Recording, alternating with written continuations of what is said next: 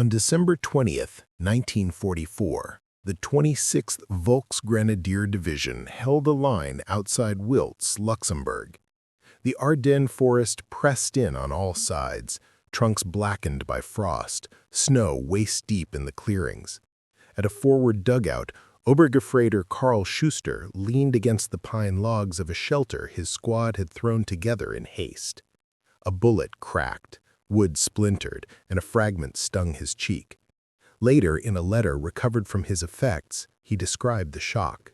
It was no heavy rifle. It came like a pistol shot, but it broke straight through the logs. I thought such light weapons could not harm us behind cover. Schuster did not survive the war. His description, however, would echo through captured German correspondence. Disbelief that an American light rifle, the M1 Carbine, could pierce defenses that soldiers trusted in winter 1944. The M1 Carbine had not been designed for moments like this. When U.S. Army Ordnance opened specifications in 1940, the requirement was for a light rifle, something easier to carry than the M1 Garand, meant for radio men, truck drivers, and mortar crews. Winchester won the contract after a frantic 13-day design effort, and the weapon was standardized in October 1941. Slim, weighing barely 5.2 pounds and firing a straight-walled .30 cartridge at 1,970 feet per second, it was conceived as a personal defense arm, never as a primary infantry weapon. Yet by the end of 1944, more than 3.5 million carbines had rolled out of U.S. factories. 11 contractors, Winchester, Indland, Underwood, Rock-Ola, and others, turned them out at rates that dwarfed German production of the K98K. In some months, American industry produced 500,000 carbines, more rifles than the Wehrmacht could equip its divisions with in an entire season.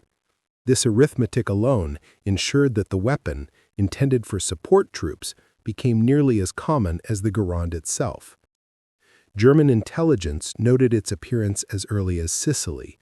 In captured documents catalogued under Selbstladegewehr 455A, the carbine was described as a short, self-loading weapon firing pistol-class ammunition. Reports emphasized its light recoil and rapid fire, but dismissed its power. By late 1943, German training circulars advised that penetration is limited. Heavy clothing, sandbags, and dugout timbers provide reliable cover. The conclusion was that American abundance had led them to distribute a toy rifle broadly, but it could not threaten German infantry behind prepared positions. Before we jump back in, tell us where you're tuning in from. And if this story touches you, make sure you're subscribed, because tomorrow I've saved something extra special for you. American soldiers knew better.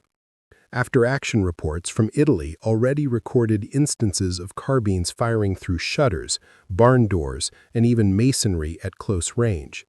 One paratrooper in the 82nd Airborne recalled using his carbine at Salerno to drive Germans out of a farmhouse. "I emptied 15 rounds into the door. They thought they were safe, then the hinges blew." By winter 1944, those lessons were repeated across the Ardennes.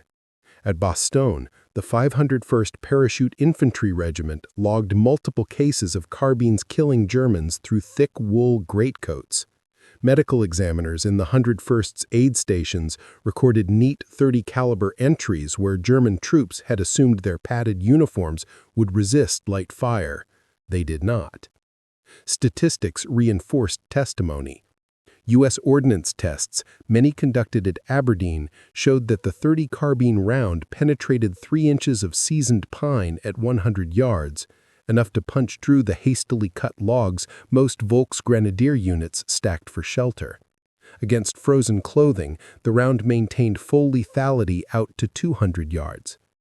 American quartermaster records confirmed that by December 1944, over 600,000 carbines were in service in the European theater, meaning every German unit that faced U.S. infantry would encounter them. For German soldiers conditioned to measure threats in millimeters of armor or thickness of sandbag walls, the effect was unnerving. POW interrogations conducted by U.S. 12th Army Group in January 1945 include repeated remarks. "We thought it was pistol ammunition, but it penetrated our timber works." Others described shock at the volume of semi-automatic fire. Carbines mixed with Garands gave even the smallest American squad a weight of fire unmatched by German bolts and machine pistols. Schuster's letter from Wiltz was not unique. Dozens of surviving fragments, compiled in Allied translator and interpreter section reports after the war, record the same disbelief. The light rifle had subverted expectations. It was not the most powerful weapon, nor the most accurate at long range, but it was present everywhere, in numbers that German army could scarcely imagine, and it defeated defenses soldiers once trusted. By the time snow fell heavy over Bastogne, the M1 Carbine had already written its reputation in splintered timber and broken illusions. What began as a weapon for rear-echelon troops had, in the eyes of German infantry, become a symbol of American abundance. Light, fast, and, against every assumption, deadly, even through winter cover. On July 10, 1943, German paratroopers of the 1st Fallschirmjäger Division dug into olive groves near Gela, Sicily, braced for the American landings. They expected the thunder of naval guns, the steady crack of M1 Garands, and the rattle of Tommy guns. What startled them instead was a sharper, faster crack, something between a pistol shot and a rifle.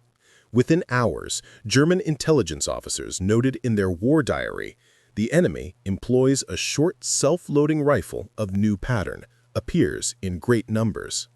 This was the M1 Carbine's baptism in Europe. It had entered combat earlier with U.S. paratroopers in North Africa, but Sicily was the first large-scale clash where thousands of carbines fired in anger. To the Germans, it was puzzling. Many assumed it was a form of submachine gun, but the effective range of its fire quickly challenged that assumption. Captured documents from the 15th Panzer Grenadier Division, preserved in U.S. National Archives, describe an encounter near Nicosia. Fire was received through stone walls of farmhouses, at first believed to be automatic pistols, but accuracy extended to 200 meters.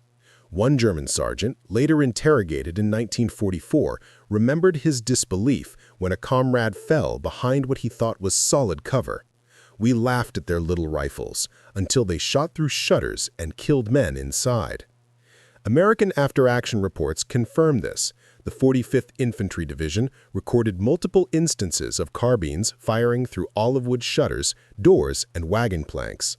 While the .30 carbine lacked the raw punch of the Garand's .30-06, it was far more powerful than the Germans believed possible. In one report filed on July 18th, a platoon leader noted, "The carbine penetrated cover we considered bulletproof to pistols and MPs, enemies surprised and demoralized." The psychological effect was amplified by numbers. By the Sicilian campaign, more than 1.5 million carbines had been shipped overseas. Ordnance allocation tables show that each rifle company often had a mix of Garands and carbines, with support troops, clerks, drivers, engineers, also armed with them. To German observers, this suggested that America had achieved what their own Ordnance Office had dismissed as impossible, issuing semi-automatic firepower to nearly every soldier. A report from the German 14th Panzer Corps, dated July 22, 1943, illustrates the misunderstanding. Enemy infantry appear to be equipped with a mixture of heavy rifles and lightweight automatics. Volume of fire suggests that even cooks and drivers possess them. This was not far from the truth. The American arsenal of democracy had made ubiquity its strength. The Fallschirmjäger, hardened veterans of Crete, were not easily impressed, but memoirs collected in post-war interrogations revealed their grudging respect. Feldwebel Hans Meissner recalled being pinned in a Sicilian vineyard. "It was not the Garands that worried us, but the smaller rifles. They fired so quickly, so many of them, we could not move. Our MP-40s were outranged, our rifles too slow." American soldiers quickly adapted tactics to exploit the weapon's speed. A squad armed largely with carbines could sweep a farmhouse or trench line in seconds, 15-round magazines emptied in bursts that sounded to German ears like light machine guns. German officers frequently overestimated American squad firepower, reporting multiple automatics where only carbines had fired. By the time the Sicily campaign ended in August, German intelligence had filed formal evaluations. Captured carbines were tested at ranges up to 300 meters. Reports concluded the weapon was inferior to standard rifles for long-range marksmanship, but effective within 200 meters, particularly against light cover. The crucial line, repeated in several summaries, was telling: timber and shutters no longer provide secure protection. This judgment foreshadowed what would happen in Italy, France, and the Ardennes. What German infantry once considered safe, barn doors, log walls, heavy coats, was no longer so. The carbine had redefined battlefield cover, and with it, the psychology of survival. For the Americans, Sicily confirmed the carbine's value beyond its intended role. Soldiers who had doubted the light rifle in training now swore by it in combat. A paratrooper from the 82nd Airborne wrote home in July, "The little rifle is fast, light, and shoots through things the Krauts think will stop bullets. It saved my life 2 times already." The Germans had entered Sicily confident that their field craft, fortified by stone houses and timbered positions, would blunt the Allied invasion. By the campaign's end, reports filtering back to Berlin carried a different message. The Americans had a weapon, light and abundant, that ignored traditional defenses. The M1 Carbine was no toy. It was rewriting the equations of fire and cover across the Mediterranean battlefield. By late 1943, the M1 Carbine had traveled with American divisions from Sicily onto the mainland of Italy. The landings at Salerno and the push northward carried the weapon into new terrain, steep hills, stone villages, and the punishing cold of the Apennine winter. Here, German infantry, dug into elaborate defenses, would first learn how the carbine's light round behaved against thick clothing, sandbagged walls, and layered cover. German units along the Gustav Line expected that cold weather would neutralize much of America's light firepower. Their doctrine stressed that heavy wool uniforms, greatcoats, and reinforced bunkers gave protection against small arms of pistol caliber. For decades, German manuals had drilled the idea that only full-powered rifle fire could penetrate deep winter clothing and timbered bunkers. The carbine, with its compact cartridge, seemed an afterthought. But combat reports shattered this assumption. On December 1, 1943, the 36th Infantry Division filed a report from San Pietro. Enemy-held stone houses reinforced with sandbags. Carbine fire penetrated doors and shutters at ranges of 100 yards. Several enemy wounded inside by fire through windows and apertures. Captured German accounts mirror this. A war diary from the 44th Infantry Division, later seized and translated by Allied interpreters, included the line, "We underestimated the Amerikaner's light rifle. Even through coats and mantles, casualties were frequent. Sandbags of one thickness did not stop the bullet." The carbine's effect on morale was as significant as its material penetration. For German sentries, who once trusted barn doors or shuttered windows as protection from pistol fire, the discovery that the little American rifle punched through was disorienting. One post-war interrogation of Obergefreiter Kurt Langen, taken in 1945, records his frustration. "We believed it to be a toy. In Italy, we found it killed through our coats and through the boards we thought safe." American troops, meanwhile, learned the weapon's limits. Reports from the 34th Infantry Division warned that the carbine round sometimes lacked stopping power against enemy charging at close quarters. One infantryman described hitting a German twice before the man collapsed. Such anecdotes fed later controversies about the carbine's lethality, but against cover, its value was undeniable. soldiers soon discovered that the carbine excelled in street fighting, clearing cellars, or sweeping enemy foxholes at short to medium ranges. The Battle of San Pietro in December 1943 provides a clear example. Units of the 143rd Infantry Regiment fought for days against German defenders inside stone farmhouses. Riflemen armed with Garands laid down suppressive fire, but it was often the carbine that delivered decisive shots through doorways and loopholes. After-action notes praised the weapon's maneuverability in narrow alleys and rubble-choked interiors. A report from 13th Fighter Command, oddly enough, corroborates this in passing. Pilots observing infantry actions near Cassino radioed that Americans appeared to carry a smaller rifle, fired rapidly, sending Germans scrambling from cover. To airmen high above, the carbine's distinctive crack marked a noticeable rhythm of the battle below. Winter also tested logistics. The lighter ammunition of the carbine allowed soldiers to carry nearly twice the number of rounds compared to Garand clips. In the snow-choked mountains, where mule trains struggled and resupply was uncertain, this advantage mattered. A squad armed with several carbines could fight longer without resupply, pouring more fire into German defenses at key moments.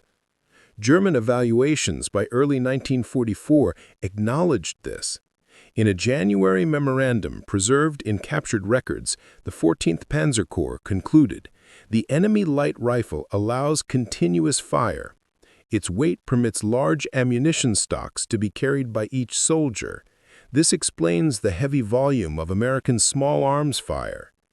By the time the armies stalled at Monte Cassino, German troops no longer dismissed the carbine as a toy. Memoirs of survivors often mention it with reluctant respect. Gefreite Wilhelm Schenk, writing in 1962 for a symposium in Munich, admitted, "We thought our coats and sandbags safe, but the American little rifle taught us otherwise. Its bullets found us even behind shutters. No corner of a farmhouse felt secure." Thus, in the bitter cold of Italy's mountains, the M1 Carbine had completed its transformation in the eyes of its enemies, from curiosity to credible killer. Its limitations remained, but its ability to pierce the everyday defenses of winter, coats, shutters, and sandbag walls, meant the German infantry could no longer take comfort in the small things that once shielded them. In war, even illusions of safety matter, and in Italy, the carbine stripped those illusions away. On June 6, 1944, the M1 Carbine crossed the Channel with paratroopers tumbling into the night skies of Normandy and infantry storming the beaches below. Thousands of carbines were strapped to paratroopers' chests in jump containers, packed into waterproof bags for amphibious landings, or carried across sand by engineers and medics. For many German defenders along the Atlantic Wall, it was their first encounter with the weapon in Europe's heartland. Initial reports from the 352nd Infantry Division at Omaha described rapid short-range fire of small caliber cutting across bunkers and trench lines. At Utah Beach, men of the 4th Infantry Division employed carbines in clearing pillboxes, often slipping through embrasures with the compact weapon where the longer Garand or bar would have snagged. German after-action notes, captured weeks later, acknowledged Amerikaner use a short rifle with quick fire, difficult to counter at close range. The bocage, the thick hedgerows of Normandy, became the carbine's proving ground. Combat was fought at shockingly close distances, often less than 30 meters. Here, the carbine excelled. Its lightweight, short barrel, and quick handling allowed soldiers to snap-shoot around corners or drive fire through the dense hedgerow walls. An after-action report from the 29th Infantry Division recorded on June 18th, carbine fire penetrated hedgerow banks where rifle grenades and machine guns could not reach. Enemy infantry and shallow ditches were neutralized by concentrated carbine bursts. German soldiers, long trained to believe their K98K rifles had superiority at distance, found themselves at a disadvantage in the bocage. The K-98K's slow rate of fire was a handicap in close-range ambushes. Many relied on MP-40 submachine guns, but those lacked the carbine's reach. Interrogations of captured grenadiers in late June repeatedly mentioned surprise at being hit through foliage they thought would deflect light rounds. One prisoner recalled, "We thought the bushes safe, then bullets came through and struck 2 men. It was not machine gun fire, it was too accurate." Fallschirmjäger units in the Cotentin Peninsula filed more detailed observations. A diary of the 6th Fallschirmjäger Regiment, later translated by Allied interpreters, states, "New American rifle, short, self-loading, can penetrate hedgerow brush at ranges of 100 meters. Not a pistol weapon. Casualty sustained despite cover." Carbines also altered small unit tactics. Squads armed heavily with them could unleash tremendous volume in sudden bursts. With 15-round magazines and semi-automatic speed, carbines delivered suppressive fire disproportionate to their caliber.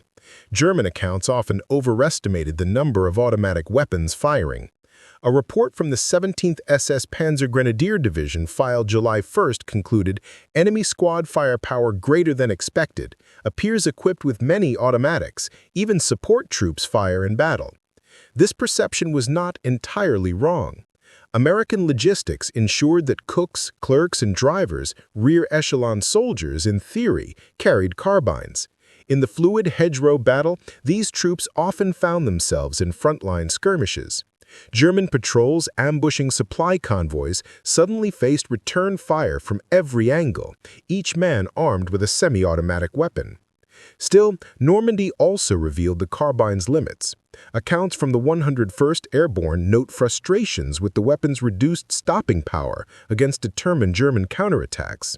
One paratrooper near Garand recorded firing multiple shots into a charging grenadier before the man went down. This fueled the post-war controversy over the 30 carbine rounds' lethality. Yet even critics admitted its handiness in the close, cluttered battlefield. German survivors often mentioned their bewilderment at the carbine's ubiquity. Obergefreiter Helmut Kruger, captured in July, testified, "Everyone had this little rifle. Not only riflemen, but engineers, signalmen, even medics. It gave the Americans fire everywhere, from every man." By the time the Allies broke out of the hedgerows in late July, the carbine had cemented its reputation as a weapon of maneuver warfare. In bocage villages, German defenders learned the hard way that no shutter, no barn door, and no hedgerow bank offered guaranteed protection. American infantry carried a weapon that pierced the illusions of cover in Europe's countryside, just as it had in Sicily and Italy. The German assumption that the toy rifle could not threaten winter coats, shutters, or hedgerows was now dead. In its place grew a wary respect for the M1 Carbine as a symbol of America's industrial reach, a weapon not perfect, but good enough, and in quantities the Wehrmacht could scarcely imagine. Preparing and narrating this story took us a lot of time, so if you are enjoying it, like this video. It means a lot to us. Now back to the story. By September 1944, the Allies reached the German frontier. Ahead stretched the Siegfried Line, rows of dragon's teeth, pillboxes of reinforced concrete, and bunkers threaded into forested hills. For the German infantry, this was home ground, defended with every advantage. Many believed that their defenses, coupled with autumn rains and thick winter coats, would once again blunt American firepower. Yet the M1 Carbine followed the GIs into this harsh landscape, and its role would continue to surprise.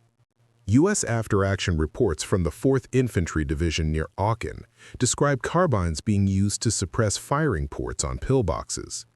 Rifle grenades and demolitions ultimately reduced most positions, but carbines allowed assault teams to keep defenders pinned while engineers advanced. One report filed on September 17th noted, "Carbine fire penetrated wooden shutters covering embrasures. Enemy crews forced to withdraw momentarily."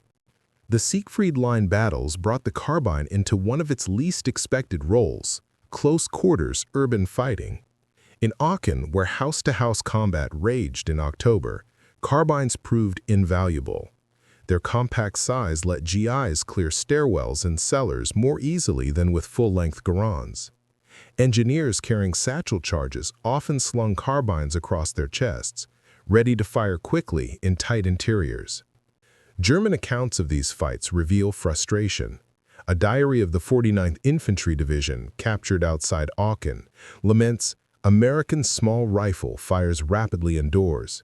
Our rifles too long, our MP40 too weak. Many casualties taken behind doors and shutters." Post-war interrogations reinforce this perception.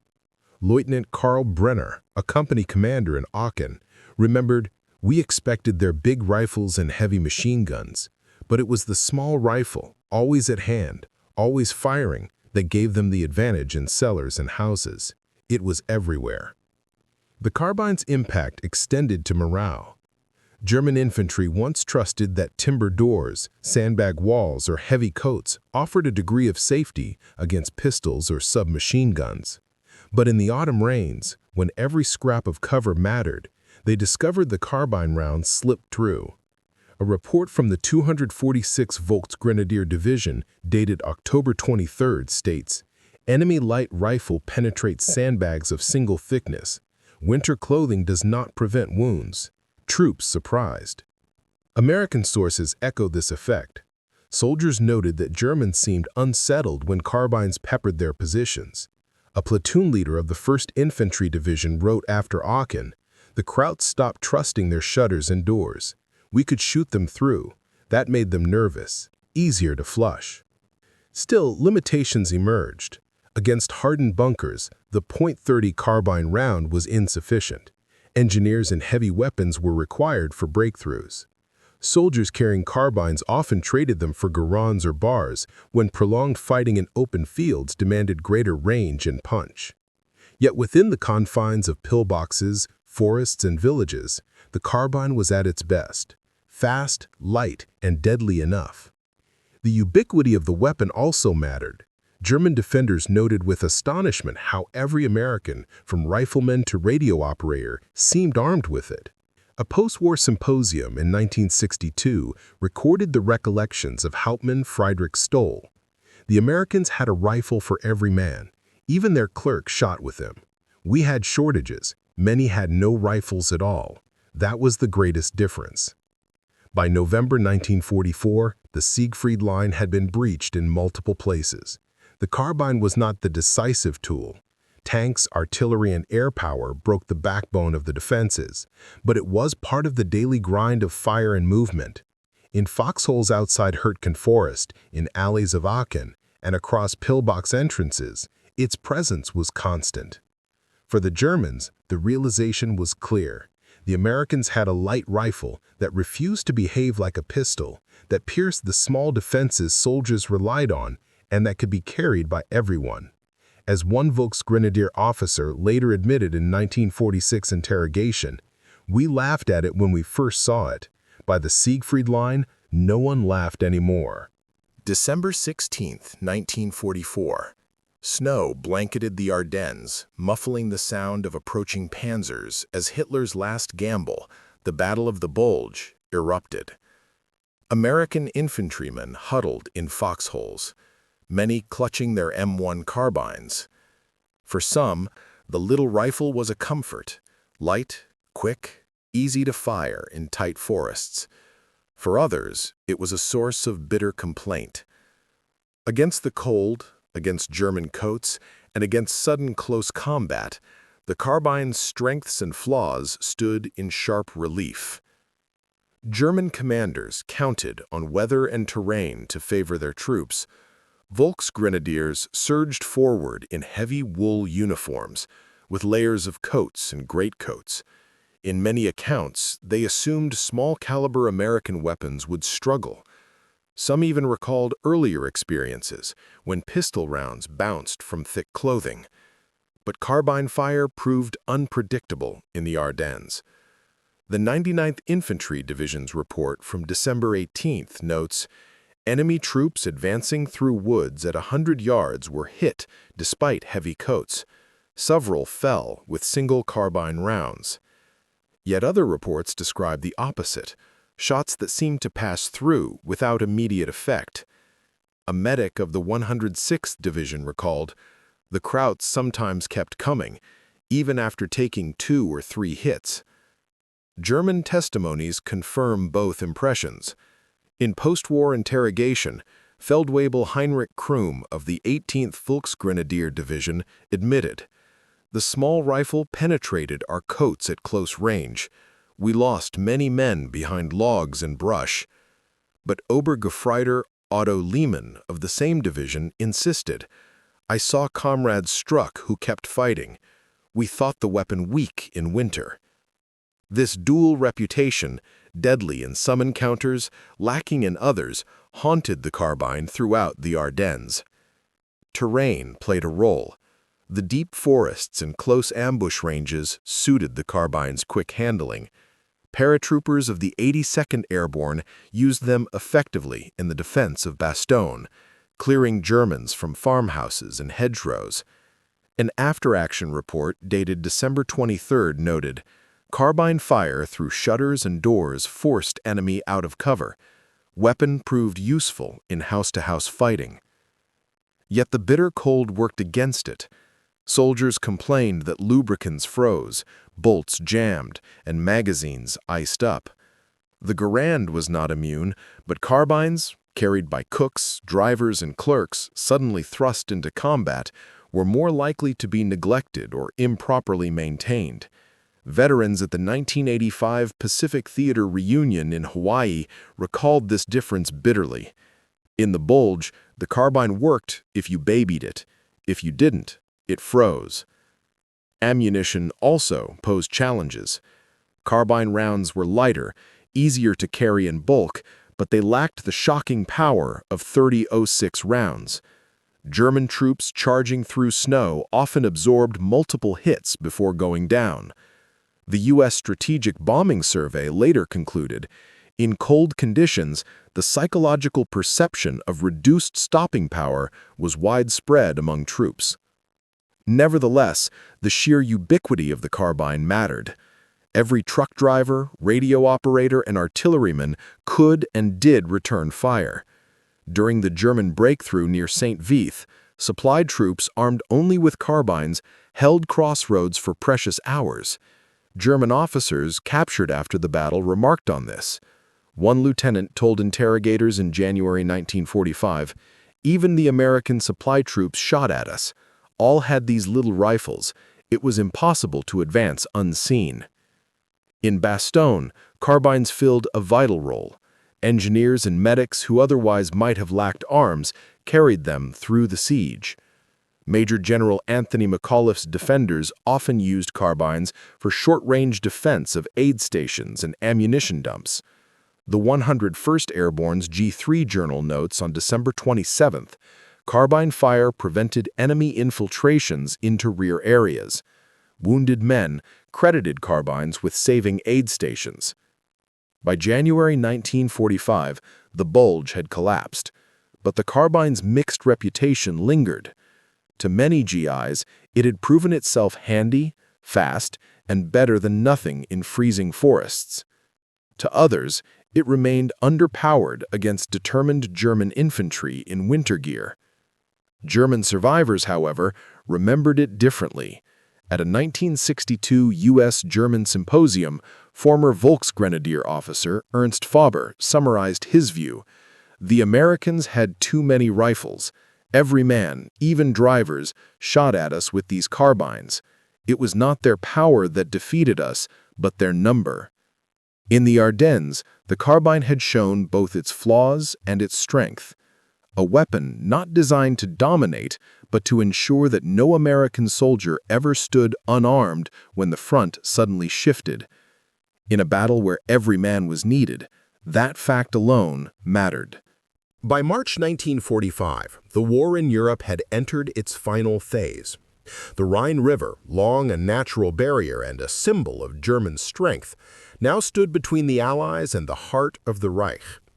For the men crossing it, whether at Remagen, Oppenheim, or in countless small boat assaults, the M1 Carbine remained a constant companion.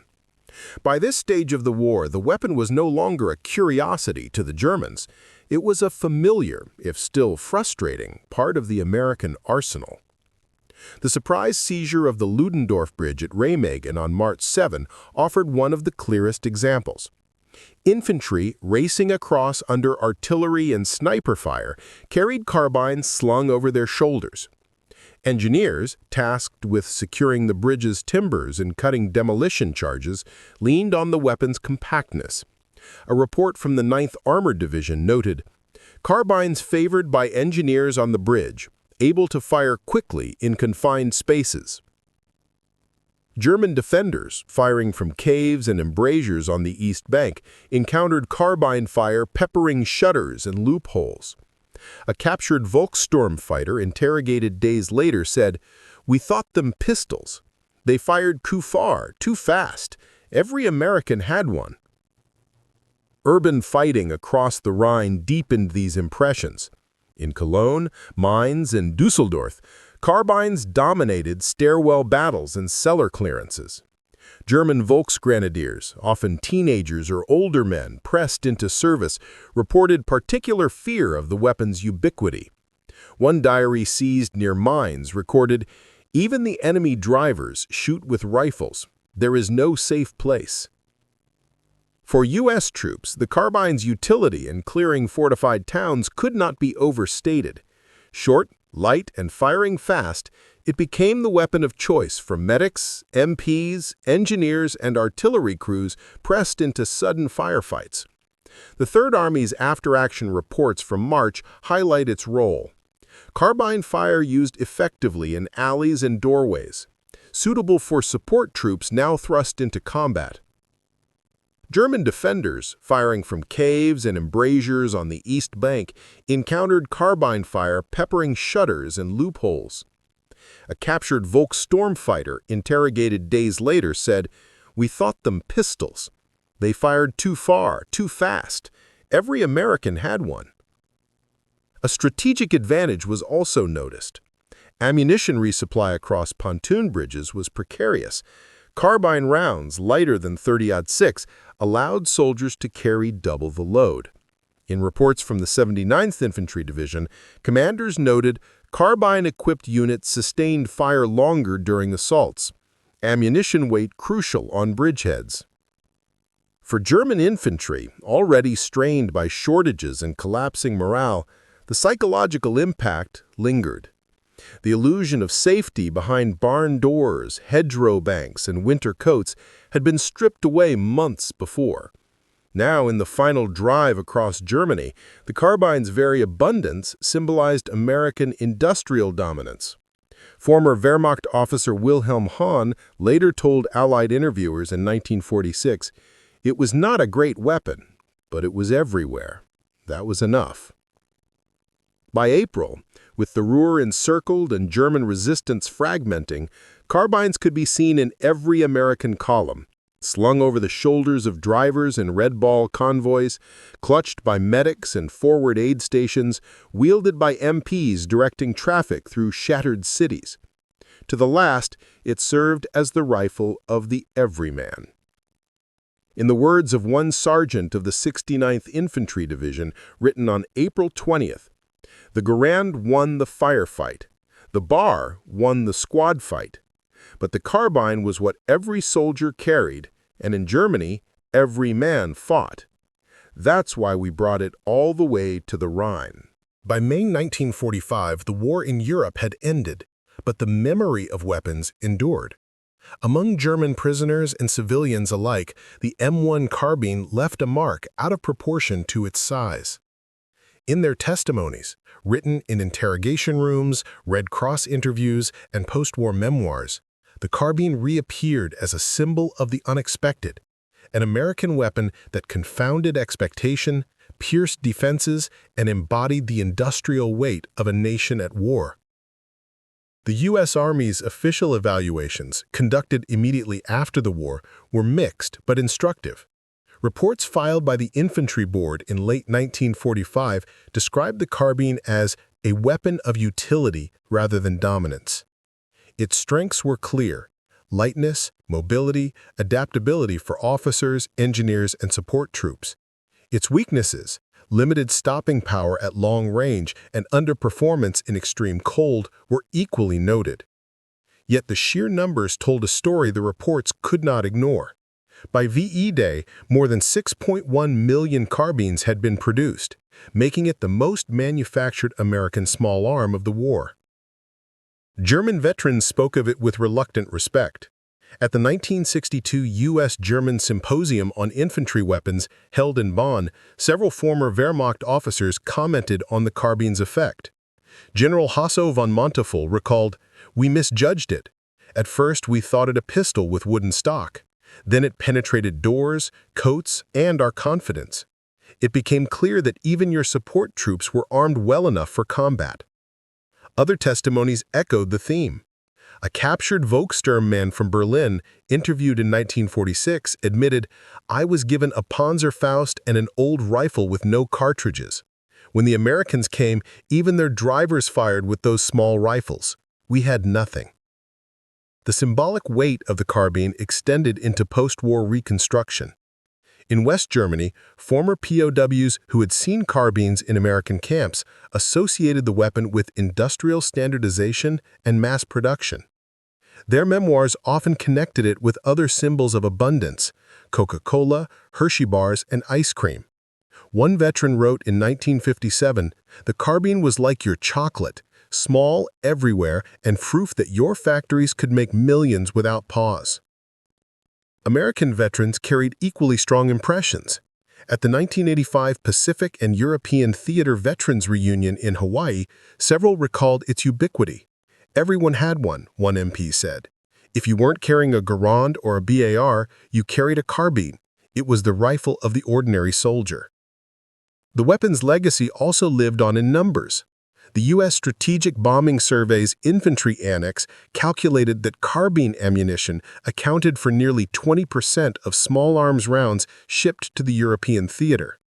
And captured German records analyzed by the Allied Translator and Interpreter section, repeated references to Das kleine Gewehr revealed its persistent presence in the German consciousness. The carbine's influence extended beyond 1945. It served in Korea, Vietnam, and in the arsenals of dozens of Allied nations. Yet in the European memory, its wartime role was fixed, a lightweight rifle that defied Nazi assumptions about American weakness. It symbolized a nation wealthy enough to equip cooks, clerks, and drivers with semi-automatic firepower. In memoirs, the smallest details lingered. A German sergeant remembered carbine rounds cracking through the timbers of his farmhouse defense near Aachen. An American engineer recalled drawing his carbine on a sniper while laying Bailey bridges across the Ruhr. An MP remembered it as his comfort in the night watches of the Ardennes. Each account carried the same message: the carbine was there, always, everywhere. In the final analysis, historians came to see the M1 carbine as more than a weapon. It was a lesson in industrial democracy. It was not the most powerful rifle, nor the most feared, but it represented the capacity of the United States to provide every soldier, regardless of role, with a modern firearm. Arnold Kramer, whose post-war studies on German POW experiences became foundational, put it succinctly: "The Germans never feared the carbine for its ballistics. They feared it for what it represented. An America where even the least soldier was armed with abundance." For the men who carried it, the carbine was both friend and frustration, light in the hand but sometimes lacking in the fight. For the men who faced it, it was the unanswerable proof that the enemy they had been told was weak possessed resources and imagination far beyond their reach. And for history, it remains a paradoxical icon.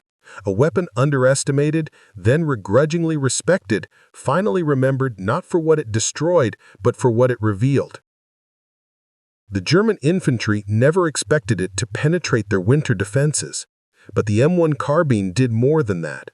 It penetrated illusions, stripped away propaganda, and testified to a truth greater than its cartridge, that in modern war, abundance itself is a weapon.